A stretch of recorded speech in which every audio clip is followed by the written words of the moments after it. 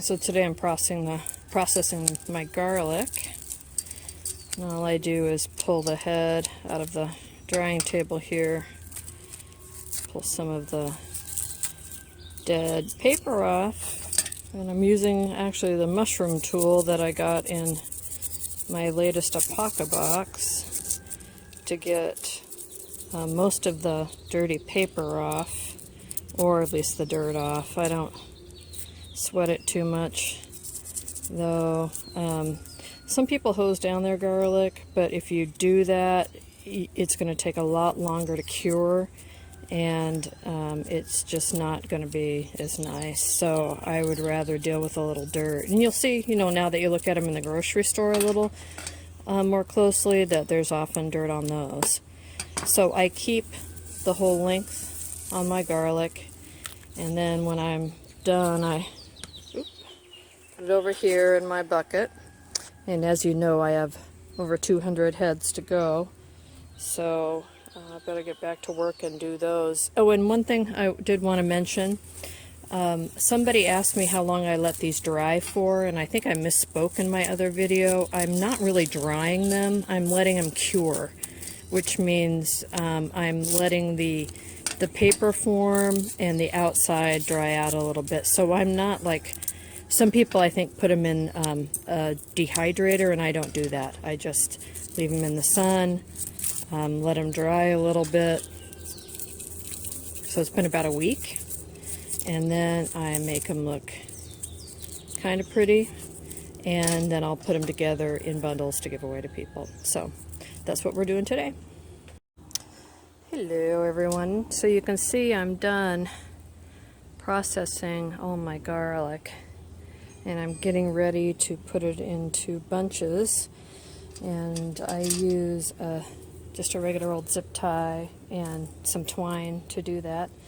But before I do that, I wanted to talk a little bit about these little cloves I was finding on the garlic when I harvested it. You might have seen me, I was just replanting it right away.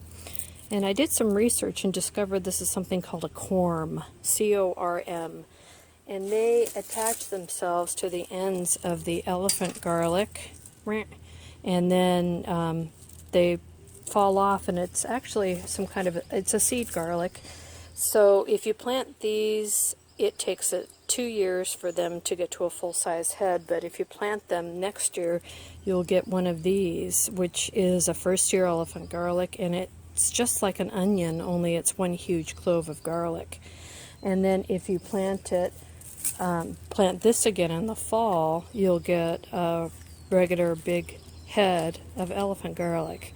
So that's interesting, something new I learned. So I'm going to save these. I did plant a bunch of these, but I'm going to plant them in a specific area where I try to leave them alone for a year. I did pull up a couple of these and just thought they were interesting, so I'm going to try them as well, just roasting them or something like that. So elephant garlic is actually a member of the leek family. It's not a member, well, it's a member of the garlic family, but it's a distant cousin to garlic. It's a closer relation, a sister, if you will, to a leek. So it's got a nice garlicky, subtle garlicky flavor. So if you think about onions' relationship to a leek, how a leek is more subtle, garlic, its relationship to elephant garlic has the same subtlety to it. So there you go. There's your lesson on corms. Some people spell it with a K. I've seen it mostly spelled with a C in the US at least. So I'm going to put some of these together in bunches and then show you what we got. Here I have a finished bundle of the garlic. I did use a zip tie. You can see it in here, but I've covered it up with twine, which I'll do a better job of in the future. And we use it throughout the year, so we'll just come and clip a head off and then use it and clip another one and clip another one and clip another one. These, because they're hanging and they're in a nice place. It's next to a door and a window. The air flows through my kitchen pretty well, so even though it can be humid in here, these should stay for almost a year. I just used my last head from last year at the end of May, so they do pretty well. But let's go outside and I'll show you the ones I'm working on right now. I have 7 more bundles here ready to go. You can see them, they're all together with zip ties, and one of them I've wrapped with twine already. There's a zip tie in there, you can see it in the back.